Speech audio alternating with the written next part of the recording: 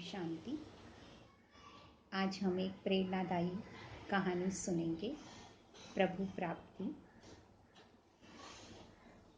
जिस कहानी में बताया गया है कि एक राजा ने यह ऐलान किया कि कल सुबह मेरे महल का मुख्य दरवाजा खोल दिया जाएगा, और तब जिस शख्स ने भी महल में जिस चीज को हाथ लगा दिया वह चीज उसकी हो जाएगी।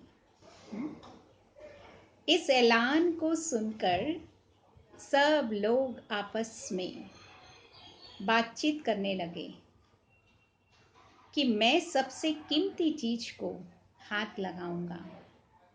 कुछ लोग कहने लगे मैं तो सोने को हाथ लगाऊंगा। कुछ लोग चांदी को, कुछ लोग कीमती जेवरात को, कुछ लोग घोड़े को, कुछ लोग हाथी को, कुछ गाय को, ऐसे अलग अलग चीजों को हाथ लगाने के बारे में सोच रहे थे। जब सुबह महल का मुख्य द्वार खुला और सब लोग अपनी अपनी मन पसंद की चीजों के लिए दौड़ने लगे। सबको इस बात की जल्दी थी कि सबसे पहले मैं अपनी मन पसंद की चीज को हाथ लगाऊं और वो चीज मेरी हो जाए। राजा अपनी जगह पर बैठे हुए सबको देख रहा था और अपने आसपास हो रही भागदौड़ को देखकर अंदर ही अंदर मुस्कुरा रहा था। उसी समय उस भीड़ में से एक शख्स राजा के पास तरफ धीरे धीरे चलता हुआ राजा के पास पहुंच जाता है और राजा को ही छू लिया उसने। तो राजा को हाथ लगाते ही उसका हो गया राजा। तो राजा की हर चीज भी क्या हुई, उस शख्स की हो गई। तो राजा ने तो मौका सबको दिया और उन लोगों ने क्या किया, गलतियां की। ठीक इसी ही तरह से सारी दुनिया का मालिक हम सबको रोज मौका देता है, लेकिन अफसोस है कि हम लोग भी हर रोज गलतियां करते हैं।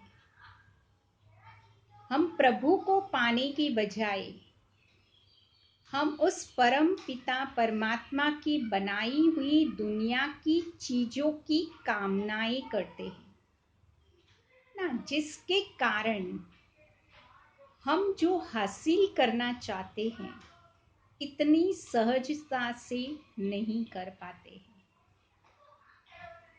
ना। हम उन चीजों को के आकर्षण के प्रभाव में बहने लग जाते हैं और जिसका आकर्षण हमारी मानसिक अवस्था को भी डगमगा देता है। तो जो मुझे लेना है ना, वो सर्वोच्च सत्ता, सर्वशक्तिवान, सर्व गुणों के भंडार, सर्व शक्तियों के सागर,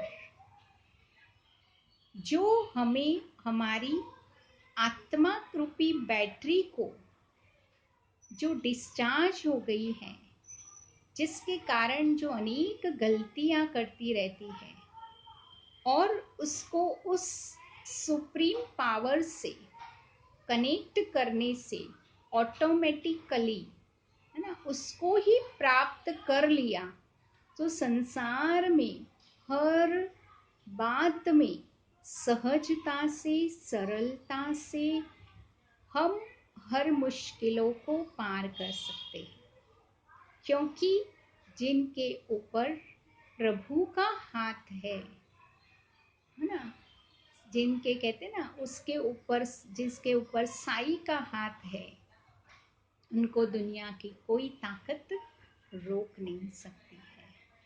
तो परमात्मा को ही छू लेना है, वही हमारा सर्वस्व संसार है। तो आज की इस कहानी का यही शीर्षक था।